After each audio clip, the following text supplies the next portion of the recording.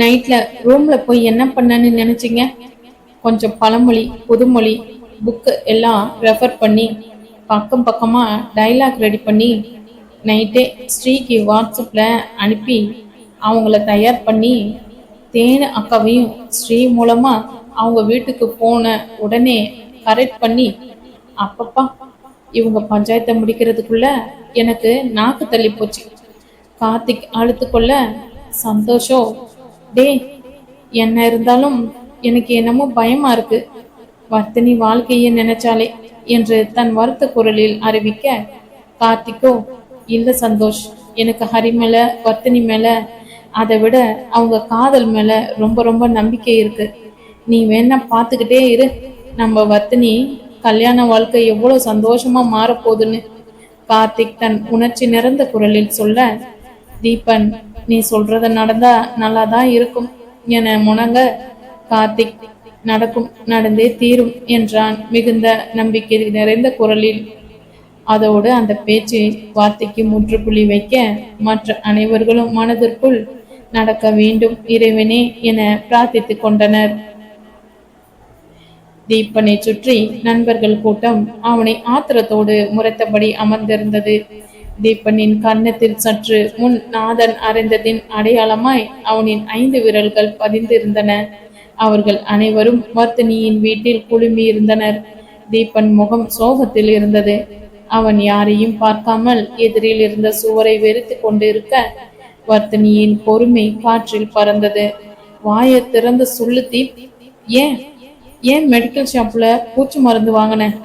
ஹரி மட்டும் நீ பூச்சி மருந்து வாங்கிட்டு அவசரமா உன் ரூமுக்கு போறத பார்க்கலனா இந்நேரம் என்ன ஆயிருக்கும்?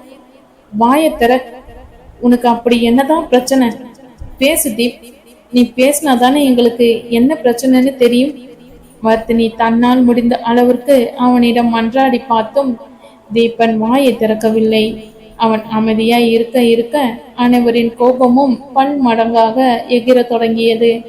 அழுத்தத்தின் அமைதியில் சூழல் இருக்க ஹரியின் அமைதியான குரல், காருண்யா. யார் தீபன் என கேட்க, தீபன் நிமிர்ந்து ஹரியை அதிர்ச்சி பார்வை பார்க்க மற்ற அனைவரும் ஹரியை திகைப்புடன் பார்க்க, அப்ப நான் கெஸ் பண்ணது சரிதான். எத்தனை வருஷமா லவ் பண்றீங்க? தீபன் அவங்களுக்கு நாளைக்கு மதுரையில கல்யாணம் போல. உங்க கிட் பேக்ல இருந்த பத்திரிக்கையில பார்த்தேன். ஏன் உங்களை காதலிச்சு நம்பிக்கை துரோகம் பண்ணிட்டாங்களா? அதுக்காக தான் நீங்க தற்கொலை முயற்சி பண்ணீங்களா? ஹரி தொடர்ச்சியாய் தன் கேள்வி கணைகளை தொடுக்க தீபன் ஹரியை அயற்சியாய் ஒரு பார்வை பார்த்தான். போதும், யாரும் இனி இதை பற்றி பேச வேண்டாம், என்னை கொஞ்சம் தனியா விடுங்க பிளீஸ். தீபனின் மன்றாடலுக்கு செவி சாய்க்கும் மனநிலையில் யாரும் இல்லை. கார்த்திக் தீபனை உற்று பார்த்தான். அதில் நிறையவே வலி இருந்தது. உன்னை பத்தின எல்லா விஷயமும் எனக்கு தெரியும்னு ஒரு பெருமிதத்துல இருந்தேன்டா. என் கூடவே தானடா இருந்த, அப்புறம் எப்படிடா? விடு, நான் தான் உன்னை ஃப்ரெண்டுன்னு சொல்லிக்கிறேன் போல. நீ என்ன அப்படி நினைக்கவே இல்லைல்ல? கார்த்திக் வருத்தத்துடன் வாயிலுக்கு விரைந்து வந்த தீபன் அவன் கையை பற்றி தடுத்தான்.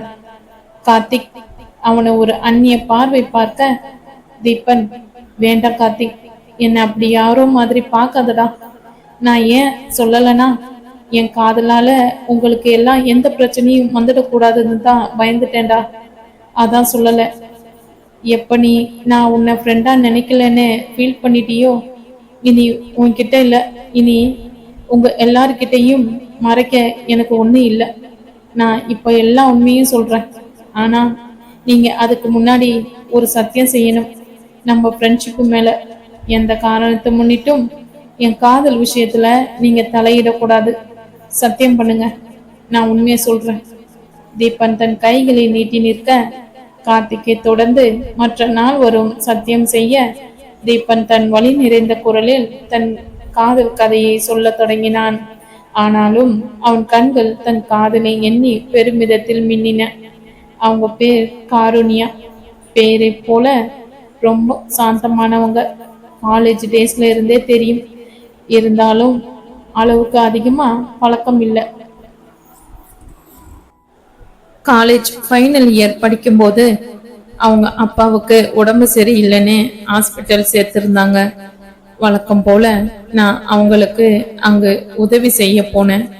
அங்கே 2 பேருக்கும் இடையில பழக்கம் அதிகமாச்சு. அப்ப கூட அது காதலான்னு என்னால தெரிஞ்சுக்க முடியல. ஆனா ஒரு நாள் எங்க வீட்டுக்கு வந்துட்டு போனாங்களா, அப்ப அம்மா இந்த மாதிரி ஒரு பொண்ணு நம்ம வீட்டுக்கு மருமகளா வந்தா நல்லா இருக்கும்னு சொன்னாங்க. அம்மா கிட்ட அளவுக்கு அதிகமா ஆசைப்படாதம்மா, அவங்க ரொம்ப பெரிய இடம்னு சொல்லி சிரிச்சிட்டு அதோட விட்டுட்டேன். ஆனா அதுக்கப்புறம்தான் எனக்கு அவங்க மேல ஏதோ ஒரு விதமான பாசம், எப்படி சொல்றதுன்னே தெரியல, அவங்க பக்கம் அதிகமா ஈர்த்துருச்சு. படிப்பு முடிஞ்சு நாம சென்னைக்கு வந்ததுக்கு அப்புறம் கூட எந்த விதமான கான்டாக்டும் இல்லை. ஆனா இப்போ ஒரு 2 மாசத்துக்கு முன்னாடி ஏதோ ஜாப் எக்ஸாம் எழுத சென்னைக்கு வந்திருப்பாங்க போல. வழியில மீட் பண்ணோம். கொஞ்ச நேரம் காபி ஷாப்ல உட்காந்து பேசினோம். எப்போ கல்யாண சாப்பாடு போடுவீங்கன்னு நான் விளையாட்டாக கேட்டதுக்கு, எப்போ நீங்க மாப்பிள்ளையாக சம்மதம் சொல்றீங்களோ அப்போ போட்டுட வேண்டியதுதான் அப்படின்னு சொல்லிட்டு கிளம்பி போயிட்டாங்க. முதல்ல எனக்கு ஒன்றும் புரியல. அப்புறம்தான் புரிஞ்சது அவங்க என்ன ப்ரப்போஸ் பண்ணி இருக்காங்கன்னு. முதல்ல துள்ளி குதிக்கணும்னு தான் தோணுச்சு. அப்புறம் அவங்க வசதி, அந்தஸ்து, ஜாதி எல்லாம் யோசிச்சு பார்த்து இது எப்படி சாத்தியப்படும்னு நான் 2 நாள் அவங்களுக்கு போனே பண்ணல. ஆனா 3ஆம் நாள் அவங்க எனக்கு போன் பண்ணி, இன்னும் எத்தனை நாள் யோசிக்க போறீங்க? உங்க கண்ணில் காதல் தெரிஞ்சது, எதுக்காக என்கிட்ட இருந்த மறைக்க பாக்குறீங்க கேட்டப்போ, அதுக்கு மேல என்னால என்னை தடுக்க முடியல. நானும் ஒத்துக்கிட்டேன் அவங்கள லவ் பண்றதா. லாஸ்ட் ஒரு மாதமா 2 பேரும் சின்சியரா லவ் பண்றோம். நான் என் தகுதியை வளர்த்துக்க இப்போ வேலை பார்க்குற டைரக்டர் மூலமா என்னோட சொந்த கதையை படமாக்குற முயற்சியில தீவிரமா இருக்கும்போது இப்படி ஒரு அதிரடி வேலைய காருண்யா சித்தப்பா செய்வாருன்னு நான் கொஞ்சம் கூட எதிர்பார்க்கல. எங்க காதல் அவருக்கு எப்படியோ தெரிஞ்சிடுச்சு. அவருக்கு ஜாதி ரொம்ப முக்கியம். உடனே காருண்யாவுக்கு அவங்க சொந்தத்துல மதுரையில இருக்கிற மினிஸ்டர் பையனை சம்பந்தம் பேசி முடிச்சிட்டாரு. நேர்ல எனக்கு பத்திரிக்கை கொடுத்துட்டு, இந்த கல்யாணத்தை நான் தடுக்க நினைச்சா ஊர்ல இருக்கிற என் குடும்பத்தை இல்லாம ஆக்கிட்டுறதா என்னை மிரட்டிட்டு போயிட்டார். என்னால காருண்யாவும் கான்டாக்ட் பண்ண முடியல. ஆனா ஒண்ணு மட்டும் உறுதியா எனக்கு தெரியும், காருண்யா இன்னொருத்தர் கட்டுற தாலிய அவங்க கழுத்துல ஏத்துக்க மாட்டாங்க. கண்டிப்பா அவங்களால அவங்க குடும்பத்தை மீறி வெளியே வர முடியாது. அதே சமயம் என் காதலையும் மறக்க முடியாது. எனக்கு தெரியும் காருண்யா கண்டிப்பா தற்கொலை பண்ணிக்க போறாங்க. அவங்க இறந்த செய்திய கேக்குற தெம்பு எனக்கு இல்ல. அதான் அவங்களுக்கு முன்னாடி நான் முந்திக்கலாம்னு மெடிக்கல் ஷாப்ல பூச்சி மருந்து வாங்க போனேன். அங்க கூட எனக்கு நேரம் சரியில்லை. வர்த்தினி வீட்டுக்காரர் கண்ணில் நான் பட்டுட்டேன். இதை ஏன் நான் முன்னாடியே உங்ககிட்ட சொல்லலைன்னா, நான் சொல்லி இருந்தா நீங்க எல்லாரும் எப்பாடுபட்டாவது என் காதலை சேர்த்து வைக்க முயற்சி பண்ணி இருந்திருப்பீங்க. காருண்யாவுக்கு இப்போ சம்பந்தம் பேசி இருக்கிற இடம் நாம கற்பனையில கூட நெருங்க முடியாத இரும்பு கோட்டை. தப்பி தவறி நாம உள்ள போயிட்டா உயிரோட வெளியே வர முடியாது. அவரோட கட்சி பலம் டெல்லி வரை இருக்கு. நம்மளால யார்கிட்ட உதவி கேட்க முடியும்? மிஞ்சி மிஞ்சி போனா கமிஷனர் வரைக்கும் போக முடியுமா? அப்படி ஏதாவது நாம பண்ணினாலும் அவங்க கம்ப்ளைண்ட்டை நமக்கு எதிரா மாத்தி ஜாமீன் இல்லாத குண்டர் சிறையில நம்மளை அடைச்சு விட்டுருவாங்க. இப்ப புரியுதா? நாம செய்யறதுக்கு ஒண்ணு இல்லை. தயவு செஞ்சு என்ன நிம்மதியா சாக விடுங்க. காருண்யாவுக்கு ஏதாவது ஆச்சுங்கிற செய்திய கேட்க நான் உயிரோட இருக்க கூடாது. தன் கைகளால் முகத்தை மூடிக்கொண்டு கண்ணீர் சிந்தும் தீபனை காண்கையில் அவர்கள் அனைவர் கண்களிலும் கண்ணீர் பொங்கியது. நாதன் குரல் மிக வேகமாக, மிக கோபமாக ஒலித்தது. ஓடா ஃபூல், நீ என்னடா ஆம்பளை? ஆசைப்பட்ட பொண்ணு அங்க சாக போகுதான், ஐயா அதை தடுக்காம அதுக்கு முன்னாடி சாக போறாராம். முட்டான், எழுந்திரு, இப்பவே மதுரை கிளம்பலாம். இந்த முயற்சியில எல்லார் உயிர் போனாலும் கூட பரவாயில்ல. முயற்சி பண்ணி பார்க்காமல் தோல்வியை ஒத்துக்க நான் தயாரா இல்ல. என்னை பத்தி தெரியும்ல, கிளம்பு. நாதன் கட்டளையிடும் குரலில் கர்ச்சிக்க மற்ற நண்பர்களும் அதை வழிமொழிவதைப் போல் வேகமாக எழுந்து நின்றனர். தீபன் தன் கண்ணீர் வழியும் கண்களை துடைத்து கொண்டே, நீங்க எல்லோரும் நம்ம ஃப்ரெண்ட்ஷிப் மேல் சத்தியம் பண்ணி கொடுத்துருக்கீங்க. என் காதல் விஷயத்துல தலையிட போறதில்லன்னு, அதை மீற மாட்டீங்கன்னு நம்புறேன். உங்க உயிரை பயணம் வைக்க நான் தயாரா இல்லை. தீபனின் வார்த்தைகள் அதை விட அழுத்தமாய் ஒலித்தது. அனைவரும் அடுத்து என்ன செய்வது என திகைத்து நிற்கையில் அவர்கள் எதிர்பார்க்காத இடத்திலிருந்து அவர்களுக்கு உதவி கிடைத்தது. நான் தலையிடலாம் இல்லையா தீபன்? நான் தான் உங்களுக்கு எந்த சத்தியமும் செய்யலையே. ஹரியின் கம்பீர குரல் அனைவரையும் அவன் புறம் திருப்பியது. தீபன் பதட்டமாய் ஏதோ சொல்ல வரும் முன் ஹரி அவனை கையை உயர்த்தி தடுத்தான். இனி நீங்க ஒன்னும் சொல்ல வேண்டாம் ஃப்ரெண்ட்ஸ். நீங்க அவர் காதல தலையிட போறதில்லைன்னு தானே சத்தியம் பண்ணிருக்கீங்க. கல்யாணத்துல தலையிட மாட்டோம்னு சத்தியம் பண்ணல. சோ நீங்க அவர் கல்யாண வேலையை கவனிங்க. நான் கல்யாண பொண்ண கொண்டு வர ஏற்பாட பண்ண. அனைவரும் அவனை ஆச்சரியமாய் பார்த்து கொண்டிருக்க தீபனின் தோளை தொட்ட ஹரி, நீங்க சொன்ன மாதிரி அரசியல்வாதிங்க ரொம்ப பவர்ஃபுல் பர்சன் தான் தீப். ஆனா அவங்களையும் ஆட்டி வைக்க நம்ம நாட்டுல ஆட்கள் இருக்காங்க. Don't worry. சரி, இப்போ மேரேஜ் பிளான் பண்ணலாமா? நந்து, நீங்க ரெஜிஸ்டர் ஆபீஸ் ரொட்டீன் எல்லாம் ரெடி பண்ணுங்க. சந்தோஷ், நீங்க பிரஸ் பீப்புள் கிட்ட பேசி இவங்க மேரேஜ் முடிஞ்ச அடுத்த செகண்ட் அத உலகமே தெரிஞ்சுக்கிற மாதிரி ரெடி பண்ணுங்க. நான் சொல்ல வர்றது புரியுதுல்ல? எல்லா மீடியாவும் நாளைக்கு காலையிலேயே ரெஜிஸ்டர் ஆபீஸ் வாசல்ல இருக்கணும். நாதன், நீங்க இப்பவே சேலம் கிளம்புங்க. போய் தீபன் குடும்பத்துக்கு தேவையான பாதுகாப்பை ஏற்பாடு பண்ணுங்க. போலீஸ் இன்வால்வ் பண்ண வேண்டாம். உங்க காலேஜ் ஃப்ரெண்ட்ஸ் யூஸ் பண்ணிக்கோங்க. அப்புறம் கார்த்திக், நீங்க, நான், வர்த்தினி, தீபன் 4 பேரும் இப்பவே மதுரை கிளம்பி ஆகணும். எல்லோருக்கும் 10 மினிட்ஸ் டைம் தரேன். அதுக்குள்ள ரெடி ஆகுங்க. தீபன், நீங்க டிரைவ் பண்ண வேண்டாம், நான் டிரைவ் பண்றேன். நீங்க 3 பேரும் கார்ல போய் வெயிட் பண்ணுங்க. ஹரி தன் விரைவு குரலில் சொல்லிவிட்டு தன் அறைக்கு செல்ல அனைவரும் ஒருவரை ஒருவர் இது சரிப்பட்டு வருமா என்பதை போல் பார்த்து கொள்ள கார்த்திக் தன் ஆணையிடும் குரலில், சொன்னது உங்களுக்கு கேட்கலையா இல்ல புரியலையா? நம்ம கிட்ட நேரம் ரொம்ப குறைவா இருக்கு. சோ ஹரி சொன்ன ஏற்பாட எல்லாரும் கவனிக்க போங்க. நாங்க மதுரைக்கு கிளம்புறோம். கார்த்திக் சொல்லிவிட்டு முன்னோக்கி நடக்க முற்பட கார்த்திக்கின் கைகளை பற்றிய நாதன், கார்த்திக், ஆர் யூ போன்? ஹரிய நம்பி உங்களை அனுப்ப நான் தயாரா இல்ல. நானும் உங்களோட வரேன். தீபன் குடும்பத்தை பாத்துக்க கணேஷ் குரூப்பை ஏற்பாடு பண்றேன் என்ன மன்றாட அவன் கரத்தை தட்டி கொடுத்த கார்த்திக், கவலைப்படாத நாத், நீ தீபு வீட்டுக்கு கிளம்பு. ஹரி மேல எனக்கு நம்பிக்கை இருக்கு. அப்புறம் நானும் வீரன்தான். காலேஜ் டேஸ்ல போட்ட கேங் சண்டை மறந்து போச்சா? அவர்கள் பேசிக்கொண்டு இருக்கும் போதே அங்கே வந்த ஹரி, கிளம்பலாமா என கேட்க அதற்கு மேல் யாரும் எதுவும் பேச முடியாமல் ஒருவருக்கு ஒருவர் நம்பிக்கை அளிக்கும் பார்வையை பகிர்ந்து கொண்டு தங்களுக்கு என பிரித்து கொடுக்கப்பட்ட பணியை நிறைவேற்ற பிரிந்து சென்றனர். ஹரியின் வெண்ணிற சாண்ட்ரோ கார் சாலையில் சீறி பாய்ந்து கொண்டு இருந்தது. ஹரியின் ஓட்டுநர் இருக்கையில் அருகில் வர்த்தினி அமர்ந்திருந்தாள். அவள் கைகளில் நடுக்கத்தில் இருந்து வர்த்தினி அதிக பதட்டத்தில் இருப்பதை ஹரியால் உணர்ந்து கொள்ள முடிந்தது. அவர்களுக்கு பின் இருக்கையிலும் தீபனும் கார்த்திக்கும் அமர்ந்திருந்தனர். தீபனின் மனநிலை வரையறுத்து சொல்ல முடியாத தவிப்பில் இருந்தது.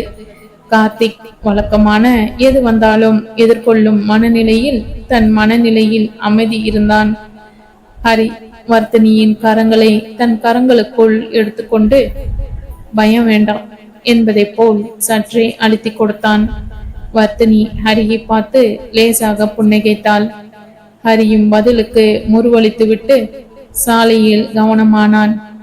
ஏனோ ஹரிக்கு தன் வாழ்வில் ஒரு மாதத்துக்கு முன்பு நடந்த மாற்றங்கள் கண்முன் நிழலாடத் தொடங்கியது. நண்பர்களின் கட்ட பஞ்சாயத்து முடிந்த அடுத்த தினத்தில் இருந்து அவர்கள் சொன்னபடியே தினம் ஒருவர் அவர்கள் வீட்டிற்கு அவர்கள் சொல்படி நடந்து கொள்கிறார்களா என்பதை கவனிக்க தவறாமல் வந்தனர். முதலில் அவர்கள் கண் பார்வையில் எந்த குற்றமும் பட்டுவிடக் கூடாது என்பதற்காகவே ஹரியும் வர்த்தினியும் மாற்றி மாற்றி அவர்கள் சொன்னபடி நடப்பது போல் நடக்கத் தொடங்கினர். ஆனால் ஒரே வாரத்தில் அவர்கள் இயல்பே அதுதான் என்பது போல் அழகாக மாறிப்போயினர்.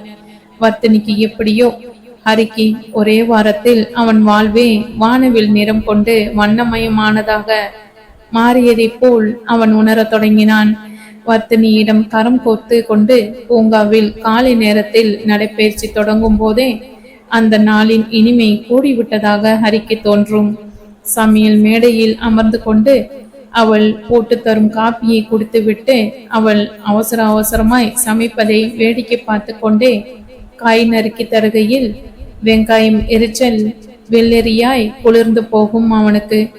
அவள் அவசர அவசரமாய் குளித்து முடித்து இருவருக்குமான மதிய உணவை டப்பாக்களில் அடைக்க ஹரியோ தான் உண்டு முடித்ததால் ஸ்பூன் கொண்டு வர்த்தினிக்கு உணவை ஊட்ட இருவருக்கும் தேவைப்படும் பொருட்களை எடுத்து வைத்துக் கொண்டே வர்த்தினி அந்த உணவை வாயில் வாங்கிக் கொள்வதை ரசிப்பதற்கே அந்த நாள் புலர்ந்தது போல் தோன்றும் அவனுக்கு. இவர்களை தினம் தினம் கண்காணிக்க வந்தவர்கள் 10 நாட்கள் திருப்தி அடைந்து தங்களின் கழுகு பார்வை கொஞ்சம் தளர்த்தி இருந்தார்கள். ஹரி வர்த்தினியை தினமும் அலுவலகத்தின் இறக்கிவிடவும் டியூஷன் சென்டர் வந்து வீட்டிற்கு அழைத்து செல்வதையும் தன் கடமையாக்கி இருந்தான். ஹரிக்கு மனைவியாய் அவளை நெருங்குவதை விட ஒரு நல்ல தோழியாய் அவளை நெருங்குவது எளிதாக இருந்தது. டியாக்க கூட ஹரியை கண்டால் உருமுவதை நிறுத்தி இருந்தது. ஹரியின் குடிப்பழக்கமும் சற்றே மட்டுப்பட்டு இருந்தது.